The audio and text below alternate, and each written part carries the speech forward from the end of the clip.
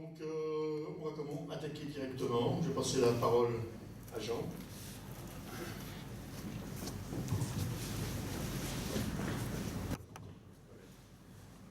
Bonsoir.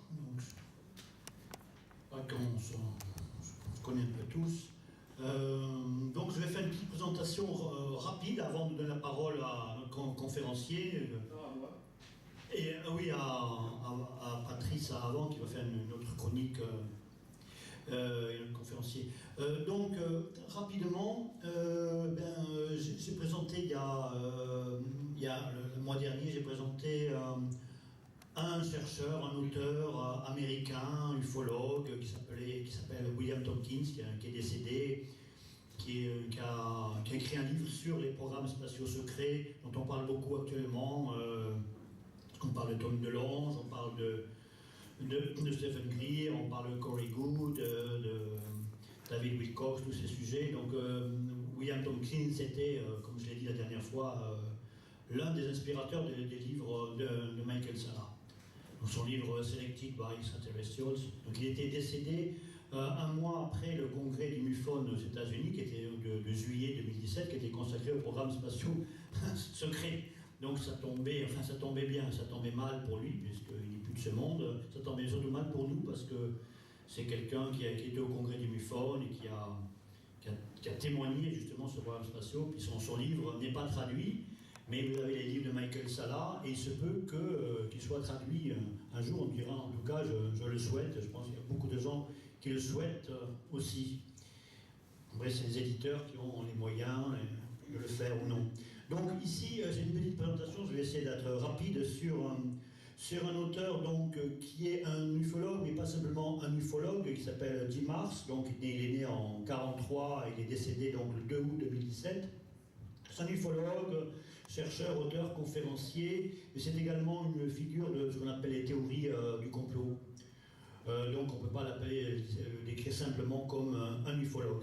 Alors, tu peux montrer un peu les portraits, voilà. Alors c'est quelqu'un qui a été dans toutes les chaînes de radio, les chaînes télévisées. La plupart des grands médias américains. Il a créé une chaîne également vers 2012 qui s'appelle Mars. Qui s'appelle Jim Marrs. News from Mars. Donc, c'est pas des nouvelles de la planète Mars, mais c'est la nouvelle qui nous vient de Jim Marrs. Rapidement, je vais essayer de présenter un peu ses livres. Il a écrit un livre ufologique très important qui s'appelle Alien Agenda.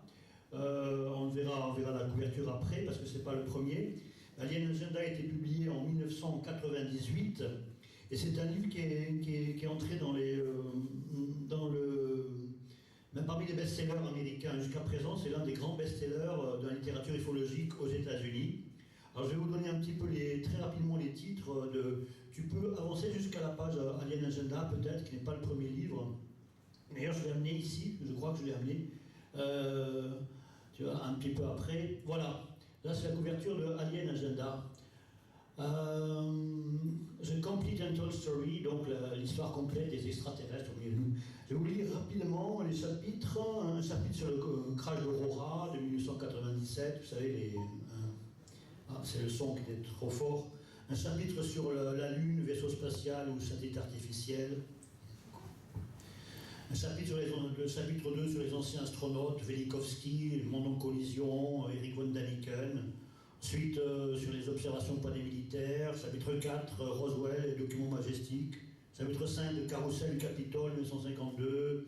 Ensuite, les bases secrètes, les contactés, Daniel Fry, Adamski, Howard Menger, les mutilations animales. Un autre chapitre sur les abductions. Chapitre 10 sur les crop circles. Chapitre 11 sur le remote viewing, les programmes de vision à distance, programmes secrets militaires. Donc vous voyez que là, avec Alien Agenda, en 1998, on a fait le tour des principaux dossiers ufologiques.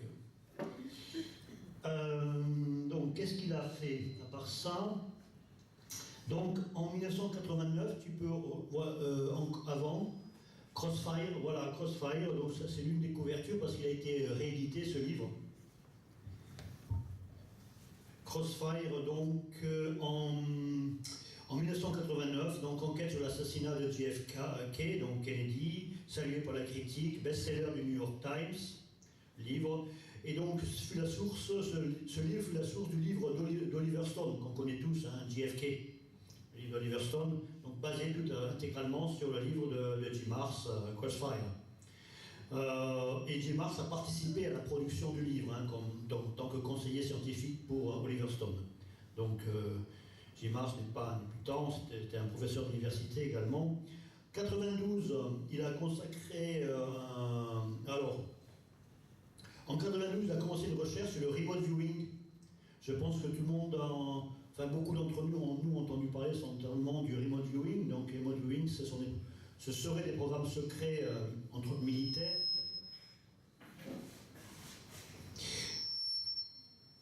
Excusez-moi.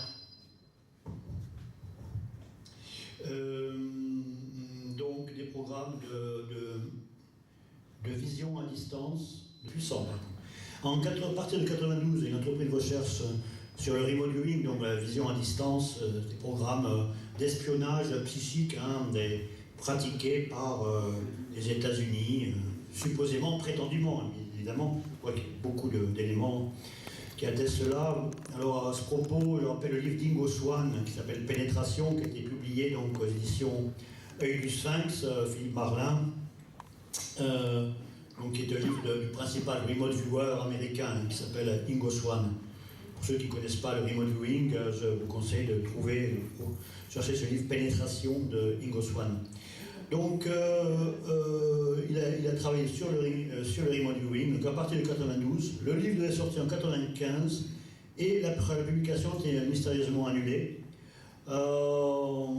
Et juste après 95, par contre, la CIA a commencé à divulguer des éléments, des documents concernant les programmes secrets, le remote viewing, comme par hasard, quelques mois après que la publication du livre ait été brutalement interrompu, annulé pour une raison mystérieuse, inconnue. En tout cas, néanmoins, le livre a été publié, le livre Psy-Spies, donc espion psychique, hein, bien sûr, a été publié en 2007, édition New Page, aux États-Unis.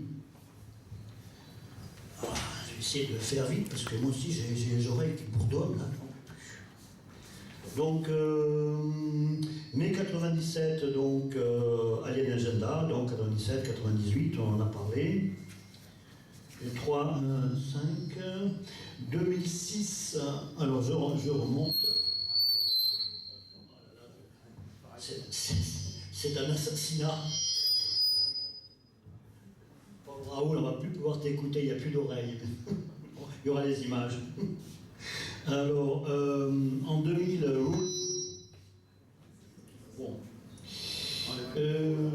bon, il est passé sur toutes les grandes chaînes de télévision, ABC, NBC, CBS, History Channel, Larry King, etc. Alien Theory, bien sûr, diffusé, il est apparu plusieurs fois sur RMC Découverte à partir de 2013. Il a créé donc sa propre radio en octobre 2011, Vision for Mars. 2013, Our Occulted History, si tu peux montrer la Rule by Secrecy, là également. Alors là, Rise of the Fourth Reich, encore un livre complotiste sur des groupuscules nazis qui seraient encore au pouvoir quelque part. Our Occulted History, donc le lien secret entre des élites mondiales et d'anciens extraterrestres. Alors il parle même de Nibiruans, donc habitants de la fameuse planète Nibiru, ceux qui connaissent un peu Zacharias Sitchin. Voilà à peu près tout.